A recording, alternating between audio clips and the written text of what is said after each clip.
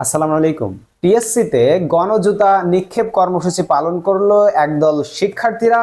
তারা কেন এই কাজটি করলো এখন আমরা বিস্তারিত আপনাদেরকে জানানোর চেষ্টা করব। ঢাকা বিশ্ববিদ্যালয়ের টিএসসিতে গণজুতা নিক্ষেপের আয়োজন করেছে একদল শিক্ষার্থী। সাবেক প্রধানমন্ত্রী শেখ হাসিনার জন্মদিন উপলক্ষে এই কর্মসূচি পালন করা হয় বলে জানিয়েছেন তারা। শনিবার 28 সেপ্টেম্বর বিকালে টিএসসির রাজু ভাস্কর্যের পাশে এই জুতা নিক্ষেপের আয়োজন করা হয়। ফ্যাসিবাদ বিরোধী শিক্ষার্থীবৃন্দ ঢাকা বিশ্ববিদ্যালয় ব্যানারে এই কর্মসূচি পালন করা হয়। এ সময় শিক্ষার্থীদের খুনি হাসিনার বিচার চাই সহ বিভিন্ন স্লোগান দিতে দেখা যায়। এক ভিডিওতে দেখা যাচ্ছে আয়োজকদের একজন বলছেন, স্বৈরাচারকে জুতা মারুন, কোক মোজো জিতে নিন। এ সময় যারা জুতা মারছেন তাদের তরল পানীয় উপহার দেওয়া হচ্ছে।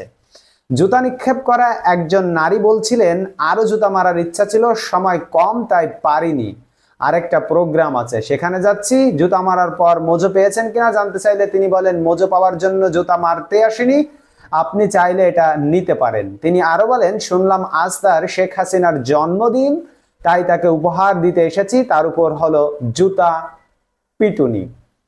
তিনি বলেন, যেই সরকারই আসুক না কেন এটা একটি মেসেজ, যেই আসুক না কেন দেশ সুন্দরভাবে চালাবে, যদি হিতে বিপরীত হয় আমরা তোমাকে দেশ ত্যাগ করতে বাধ্য করব এবং প্রয়োজনীয় জুতা পিটুনি করব।